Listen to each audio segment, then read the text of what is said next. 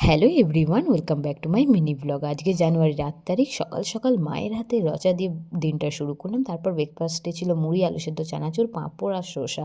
রোজের রিচ খাবার হয়ে যাচ্ছে, তাই সকালে হালকা পাতলা খাবার দিয়ে শুরু করলাম।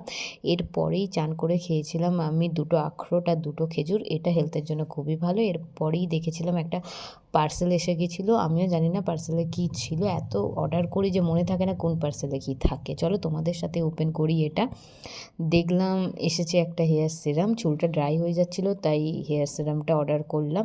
তোমরা যদি চাও আমি এর ডিটেলস রিভিউ নিশ্চয়ই আনবো। এরপরেই দুপুরে খাওয়া দাওয়ার পর আম পান্নার শরবত করেছিলাম, সেটা খেলাম। তারপরে সন্ধ্যেবেলা গাজরের হালুয়ার জন্য প্রিপারেশন নিলাম। ঘরে গাজরের হালুয়া হলে আমিই বানিয়ে থাকি। তোমরা যদি চাও আমি তাহলে এর রেসিপিটা খুব তাড়াতাড়ি তোমাদের সাথে শেয়ার করব। তারপরে ডিনার করে নিয়েছিলাম।